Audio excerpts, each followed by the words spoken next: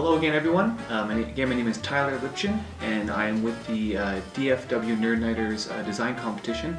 I've just received my box of components from Panda Game Manufacturing, so I am going to unbox this and go through some of the components and talk a little bit about board game components in general, what different cards I like, different qualities, dice and that kind of thing, and just talk through just some basic component information for new designers or even old designers perhaps. So first I'm going to open up this box, take a look inside.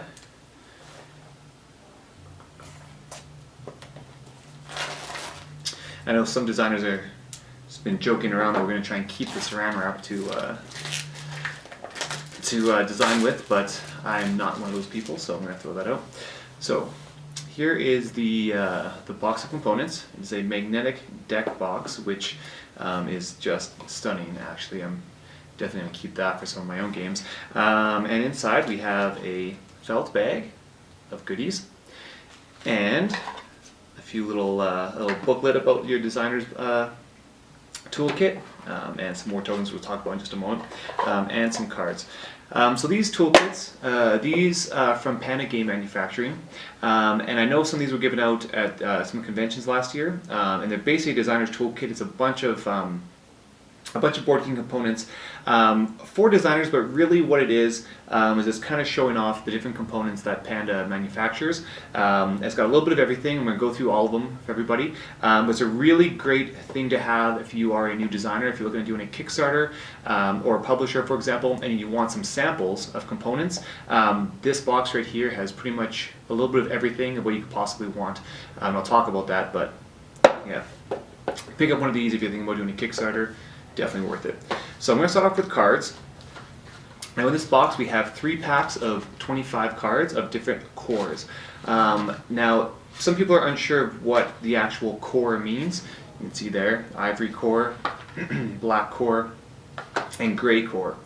Now usually most card manufacturers will have either black core or blue core, and what that actually means, it's in between the front and back of the cards there is a little bit of material that is called a core, right? And so from here, in the side view on the gray core, for example, you see it's a little bit colored gray, and black core should be a little, you might be able to see a little bit of the black on it. You can see the difference between the two. Now what the core is it's actually put inside the playing cards to stop them from being transparent. Casinos did this originally because obviously people could cheat. So these are some standard playing cards. And you can see if you were to shine a flashlight or a direct light through them, you cannot see the numbers through the cards. So that's what the core is basically for, is to stop, is to keep them from being transparent. What they also do is playing cards, the core gives them a little bit more of a snap. You notice when you're shuffling cards, that's what gives that nice little snap. There's different grades of cards, usually called a GSM or in pounds, so like a 70-pound card or a 300 GSM, for example. That just refers to the weight and the stock of the actual paper. So most playing cards are 300 GSM, that's grams per square meter, which is the actual weight of the sheet that they're printed on.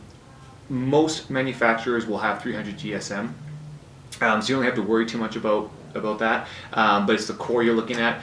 Usually a black core is slightly more expensive and a bit more of a stiffer card, and a blue core is less expensive typically, but again, I've never really seen a gray core, black core, ivory core. I've never really seen that before, so yeah, that's something else entirely. Definitely talk to your manufacturer about that.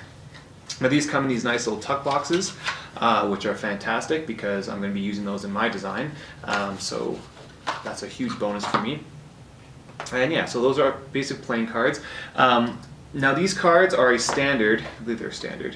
Yeah, these are standard poker size card, which means they're 3.5 inches tall by 2.5 inches wide. Now that's most poker decks, and most playing cards are going to be either this size or what's called a bridge size. And a bridge size playing card is almost the exact same, but it has a 1/4 inch. They're 1/4 inch more narrow. So they're 2.25 inches wide and 3.5 tall, or long, I guess if you want to say it like that. So that's the main difference between those two. And as far as that goes, if you are designing a game that has a lot of card play, like a trick-taking game or something, bridge cards are just nicer to have in your hand. They are smaller, and it just means you can hold, you know, a 1/4 inch. You think it doesn't make a big difference, but when you have a bunch of cards in your hand, it does make a difference having it that small. However, from a graphic design standpoint, I always use poker-sized cards because that extra 1/4 inch, as far as graphics go and text, they go a really long way, that 1/4 inch. So I mostly design with poker-sized cards, which once again, I'm quite thankful that I have these. However, bridge-sized cards are the other alternative. There are many other different sizes of cards. There's a mini deck, there's jumbo size, there's tarot size. The price goes up for manufacturing when you have a bigger card or sometimes a smaller card as well. These are the basic sizes that you'll get the best price on. But again, it all depends on your game. Now, most cards are going to just be a standard coating on them. But the biggest fad right now is these linen coated cards. And so I've got a card from Eldritch Horror here, which is a linen finish. I don't know if you can see the texture on it. But they feel really great. They look really great.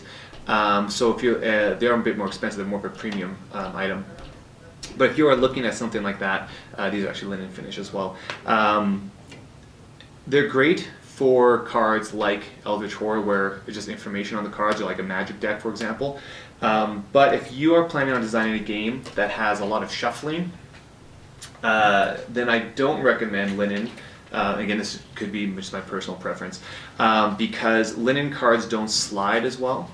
And again, you wouldn't think that'd be a big deal, but if you are shuffling cards a lot, and ruffle shuffling, then you want a card that has a nice slippery finish so you can deal them and shuffle them easily. So that's one thing to consider if you're thinking about doing linen cards as opposed to a standard coating. There are plastic cards, quite a bit more expensive. And I think that linen cards have trumped them as far as luxury goes. Most people want linen cards these days, but they do have their uses. Plastic cards, plastic coated cards, or straight up plastic cards are usually waterproof or water resistant. And again, you wouldn't think that's a big deal, but for example, one of my games that I'm designing right now is a space adventure drinking game. So having plastic cards that are waterproof is a huge plus. So I'm definitely going to explore that option as opposed to standard cards or linen finished cards. So if you have any questions or comments, or if I mess something up, totally comment on this video, that's fine. I will make edits if I have to. So those are the cards. Next we have a cardboard chipboard, and this is actually Panda's kind of business card, which is brilliant. And this is kind of what you would have if you were having tiles like in Carcassonne or tokens. They would come in something like this, probably bigger sheets. And you punch them out just like that, and you can see the thickness of them there, and the tokens just like that as well. Nice little Panda token. So those are used, of course, for counters, or if it's a tile laying game, you have something similar like that. And that's how they come like that. I'm not going to talk too much about tiles because there's not a lot here to work with them. But once again, you can always leave comments. That's totally fine. Cool. So those are the cards. Now I'm going to get into the components in the actual bag. And that's the Panda bag right there. So what do we have here? We've got... Ooh, got lots of stuff. Awesome. Okay, so, alright, so here we have the miniatures. This one here is my little mouse figure here from Mice and Mystics. And this here, I'm not really sure, but it looks like some kind of sorceress. Now these are made out of a plastic. They're actually quite a flexible, bendy plastic. Prone to warping, but other than that, very, very durable, very nice feeling. They're a little bit different than the plastics you've seen traditionally, especially in the Dungeons and Dragons games. These ones are a bit more of a harder plastic. Don't warp as much, but a bit more prone to snapping, so that's the difference between those, but I like these a lot better. And you've also got resin. That's a figure from the Strange Aeons miniatures game. Also pretty neat. They're not as standardized, they're bases and stuff like that, but if it's a war game or a miniatures game, you'd paint your own bases anyways.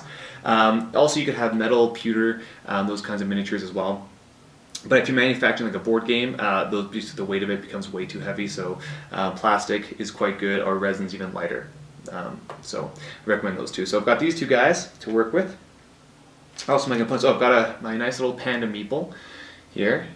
That's kind of made famous by the waggly panda tail. Now, a meeple, in case you're wondering what a meeple is basically a wooden figurine. So it's two-dimensional in the way it's designed. So you can see it's cut here on the sides. It's just a standard thickness on the sides. And these are also a good alternative to kind of figurines. This is actually what that's what got its name of meeple, right there, as an actual meeple. And a lot of Euro games use these. But I have seen some very interesting shaped meeples in some more quote-unquote American trash games. But also another alternative to making figurines as well is having meeples with wooden pieces. Yeah, I like them quite a bit, and the panda one is actually really cool. I've never seen that yet.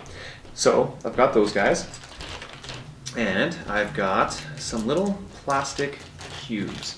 Now these look like they're very similar to the ones that I've seen in Pandemic, which Panda manufactures as well. And you can see there's one of each color, which again, if you were picking up this kit as kind of a sample kit, then you could see what kind of colors you could choose from. But for me, for this design competition, I know that I have 5 colors to work with: blue, yellow, black, clearish, purple, and red. And I have some matching tokens, matching plastic discs of the same color. Looks kind of like candies, just like that. So I've got those to work with, which is awesome. But also what's great about these is I have this bag to work with. And anytime you have a component, such as these, that are identical apart from their visual characteristics, like the color or the print on a token, for example, you can use these with a bag as a randomizer. So you can put these in the bag, shake them up, and you can draw them out. Right, and I chose black, which means maybe the black token moves forward, or I get whatever resource the black token is on at the time, or amount of money the black is on. And these could be used obviously in the bag as well on their own. So that's just another idea of how to have a randomizer in your game. Shuffled cards obviously are a good randomizer, and dice are the clearest choice. But that's something a little bit more unique. I've seen a lot of games that use that mechanic with their theme that is really quite successful, so something to think about for sure. So next up, I've got a couple of dragon tokens, which feel like they're made out of a metal, which is beautiful. And I'm quite lucky that I have 2 that are identical, which will help me out for my game. So these are made of a metal. They're actually really, really nicely done. So again, if you're looking to get your game manufactured by Panda, metal pieces, awesome. And I've got these 2 little pieces, which are also pretty awesome. I've got a nice gold block and looks like a clay brick, or the equivalent of made of looks like a plastic, and this is actually made of a metal. Those are pretty awesome components. Don't know how I'm going to use them, but it's cool to have. Definitely consider getting some of those for another game. Last but not least, well, definitely not last. I have some little blue gems. So these guys are quite nice as any kind of resource, or maybe even as markers on a card, tokens like a life token or mana token or something like that. I also have, of course, my blue disc and blue cube, so if my game revolved around that, I have enough components kind of in a color to do something with. But those are a nice little addition as well. They're definitely cool if you were mining for gems or something. Pretty neat to have your multicolored gems in the bag, you're mining for gems. Cool idea there as well. So those components, and then sorry, I've got 2 more here. I've got some card stands, some plastic card stands. So these can be used to hold up a card. Although these are actually a little bit too big for a card, but better yet, for a cardboard token like the Panda one, like that. Yeah. Now these. Again, it can be used for standees, so if you wanted, say you had a larger standee, and instead of using meeples or miniatures, you could actually use a cardboard standee that's cut out. And I know that Panda and other places make custom molds for those as well, custom dies, so you can cut those out and then you have yourself a little movable meeple. So that's another alternative to figurines, to miniatures. And I've actually used these a bit more creatively. One of my games I'm designing is an adventure game, an Indiana Jones inspired adventure game. And in that game, there are certain scenes where you are, for example, in a bar fight. So you can use tables to either stand your character on them, or to flip them over to use as cover against firearms. So I used a similar version like this. You can see it right there on a piece of cardboard that's actually a door token from another game, but just for example, and that kind of makes a makeshift table. So when it comes to manufacturing, if I can find something similar that just clips onto some cardboard, then I can print a table on the cardboard and then use these clips as the table legs or similar clips, and then I've got myself a pretty workable table for kind of a skirmish game. That my game is a bit of a skirmish game. Okay, so next up I have a pair of dice. Now these are D6s, which means that they are 6-sided dice, like a standard cube. If you're wondering what a D6 or D4 means, all it is a die that has 4 sides, 6 sides, 8 sides, 10 sides, that kind of thing. And also, in case you're wondering, if you have multiple dice, yeah, plural is dice, singular is die. So if you hear me say die, I'm talking about just one. So I've got these two here, 6-sided dice. One of them, both of them have pips on them, which pips are those dots on you see on dice, those patterns. And those are interesting if you're looking at kind of making dice for your game, because you can also have dice that simply have a number on them, right? So there's a difference there. What is the main difference? Well, if you're rolling multiple dice, right? What pips allow you to do is they allow you to recognize patterns a lot quicker. So if you're trying to roll for ones, for example, I can easily identify which one's a 1 a lot faster than trying to read a bunch of numbers. So if your game is like a Yahtzee style game, something like that involves the actual faces of the die, pips are the way to go. If your game, however, involves a lot of math, like a RPG, for example, a Dungeons and Dragons kind of game where you're just adding numbers together, then printed numbers is not a big deal because we're all used to seeing printed numbers. So if you're making that decision when you're a designer for pips or numbers, just think about what the use of your dice are. If you're adding up together, just straight up sums, then numbers are fine, but if you're using anything that involves separating dice, making patterns, making like poker hands like in Yahtzee, pips are definitely the way to go for that. So with these dice, these are both engraved, the pips, except this one here has a screen printed panda, and this one here has an engraved panda face on it. And so you can, if you are making custom dice, which these faces make these custom dice, you can usually do either screen print them or engrave them. Screen printing will have a tendency to rub off a lot easier, so engraved is the way to go. And actually, there are a lot of, it's a lot easier to get custom dice these days with engravings on them. And custom dice is kind of one of those big fads as well, especially on Kickstarter. I said like linen cards are a big trend in board games these days. But custom dice has been a huge trend in the last 3 years. You see all kinds of custom dice. I'll show you some in a moment as well. And that's another design decision of what you can have. If you need different faces that aren't just numbers, you can definitely make custom dice, not a problem. So the other main difference between these two dice are the actual corners. This one has a squared corner and this one has a rounded corner. Now that's not actually a big deal, but it is something you can consider if you are designing a game. The rounded corners, if you're rolling a lot of dice at once, they have a much better feel in your hand, and when they roll, they're a lot more consistent when they roll. And by that I mean they don't bounce around too much. Squared corners have a tendency to go rogue all over the table. So if you're rolling a bunch of dice, this one, the round, might be the best way to go. For me, however, I prefer the squared dice, and that is strictly from a graphic design perspective. My adventure game I was talking about uses dice allocation, so you roll a few d6s and you allocate them to different actions, and on these actions are printed on cards that have little slots to put your dice into. So having a nice square die to go into a nice square slot, it really looks good and feels good. Rounded corners doesn't really have that same visual effect, but for all other purposes, they're pretty much the exact same. So again, these are D6s, so there's 6 sides on them. There are what's called polyhedral dice, and that just means that they have many different sides. So these are the standard ones. Of course, there's your D6. Then you have a D4, which has 4 sides, usually a pyramid-looking kind of thing. A D8, diamond-looking thing that has 8 sides. You have a D10, and D10s, sometimes you might have another D10 that has actual tens on it, because you can roll these together to do percentages. So if you roll one die is a 10 digit, one die is a ones digit, you roll it, I got 40, 47 right there, right? So if you're using a game that uses percentages, if you have a 50% chance of doing something, I roll below 50%, so I won, or I got, my skill was successful, whatever it was.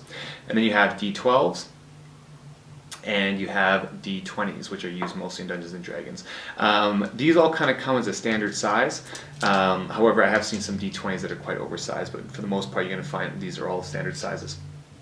Which leads me to the standard size of D6s.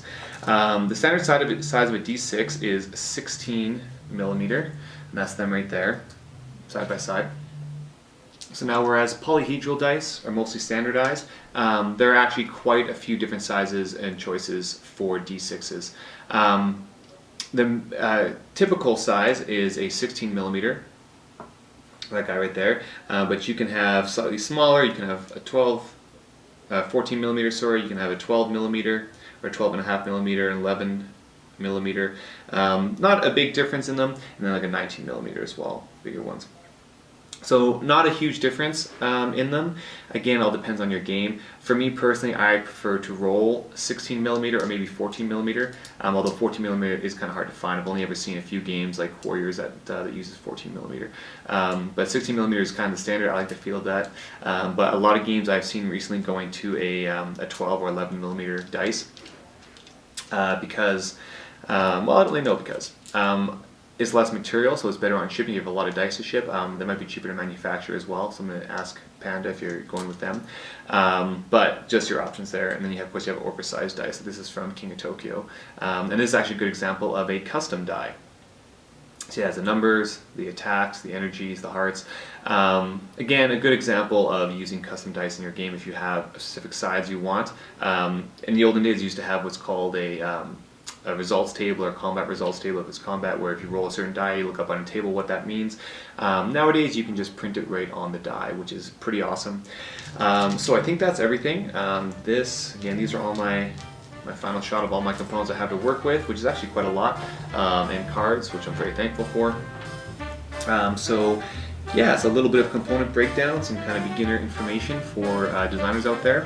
Once again, if you have any questions, or if I made a mistake, by all means, you can call me out on it, leave a comment. But otherwise, yeah.